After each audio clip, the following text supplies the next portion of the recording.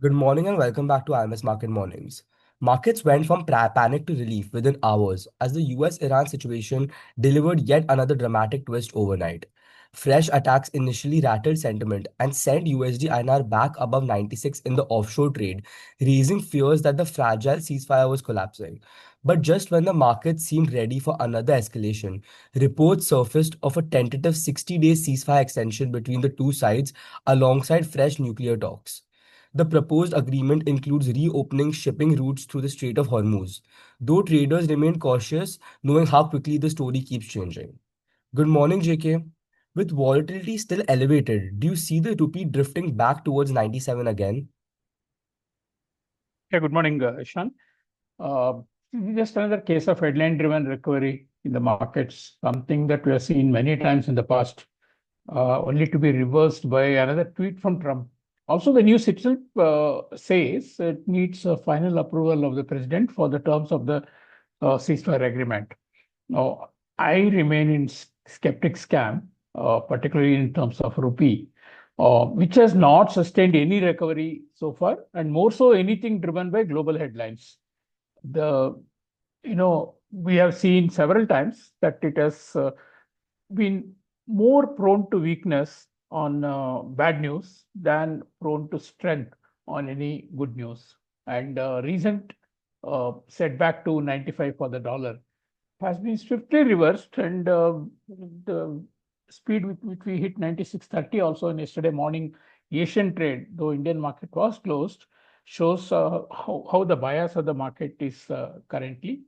So any reliable recovery can only happen in the rupee with market selling of dollars, and more particularly if FIIs participate. But just for a perspective, FIIs have repatriated more than 3.1 billion in this month after 7.5 billion last month and 23 billion in 2026, a record for any 5-month period.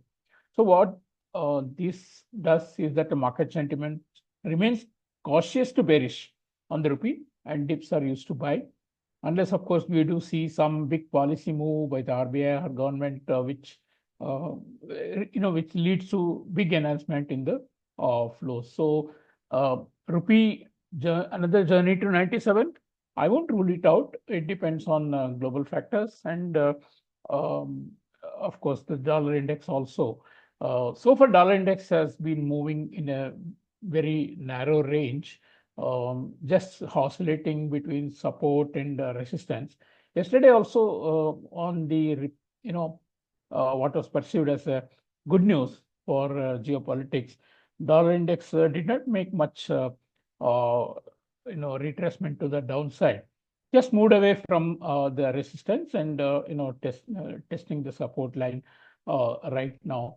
But apart from the geopolitical news on the reported 60-day ceasefire that is being contemplated, we also had the core PCE inflation from US, and that came almost on expectation. In fact, in some parameters, it was below expectation as well. So at least there was no big shock from that number, and that also gave some boost to the market sentiment. Apart from that, the GDP growth second estimate came at 1.6% versus 2% in the first estimate. Market was expecting 2% to continue. Uh, Significantly, investments and consumption took a hit. You see the real consumer spending, which accounts for nearly 60% or more of the US GDP, came at 1.4% from 1.9% in the previous month. So some sort of a underwhelming data from US also came along with the geopolitical news, and that gave a boost to the stock market, kept the dollar somewhat on the weaker side, and even the yields, came down. The 30-year yield, which has traded as high as 5.18 recently, now traded below 5%, and that's some psychological level that markets are looking at. So, however, the bond market is not really out of the woods. This can be treated as a good correction to what we have seen. as a rally in the yields, because the market is still focusing on the increasing fiscal deficits, particularly in the US and Japan, as well as the huge debt that they have to service at a higher rate of interest. So I'm not seeing a reversal in the bond yields. Equities are also seeing, hitting new highs almost every other day, mainly led by technology stocks. And again, there's a lot of concern about the valuations, although the recent earnings report were quite satisfying.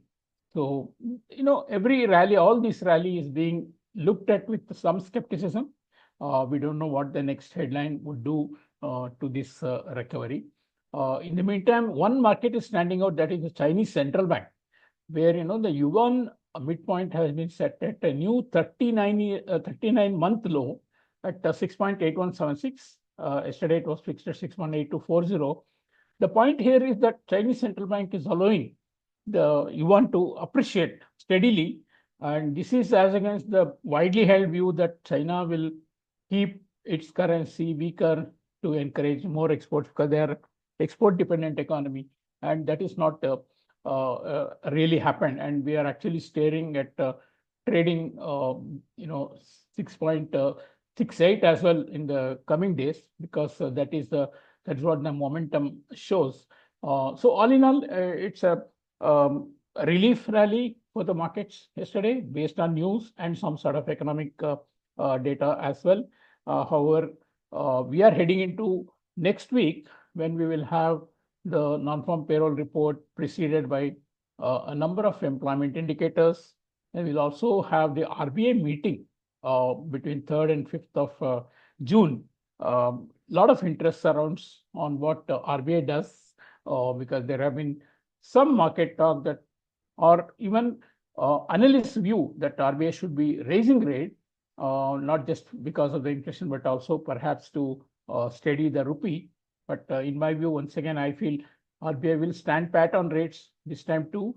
And so far, we have seen any hike in interest rate, as seen in Indonesia, the currency does not really appreciate. And on the other hand, by raising rate, it would be actually impacting the businesses. So RBI meeting would probably be more looked at as a forum where they can announce some measures for the rupee market, perhaps some flow enhancing policy measure. We'll just see if those things happen, and of course their outlook on inflation and growth. Now that the war has completed 3 months, we should be looking out what they look at as inflation projections. Apart from that, we also look at the monetary policies of other major central banks in the coming weeks, particularly the US under Kevin Warsh. So a lot to look forward to. And of course, in the meantime, we continue to trade the headlines. Thank you. Thank you, JK. And just to summarize, the final approval by the president is still required for the ceasefire deal, but the rupee still remains on the uncertain side, as we are more prone to bad news than good news. After 95, when it touched, it swiftly reversed even towards 96.30 yesterday morning, showing the bias for the weakness. And another journey towards 97 isn't ruled out, as we are still driven by the headlines for the same. And amidst the war news, we had the core PC inflation data yesterday, almost at expectations with no surprises there. And all of this kept the stock markets high, hitting new highs almost every day, mainly due to the tech sector, keeping yields lower and the dollar index also on the lower side. But all of this is cautiously looked at by investors. And a lot of interest towards the upcoming RBI meeting in the first week of June to see what they do to help the rupee. But when it comes to the rates, a no rate hike is expected, but we will see what measures they pose to enhance flows in the Indian markets. Thank you all so much for listening, and we'll catch up tomorrow on Monday with a fresh round of updates. Thank you.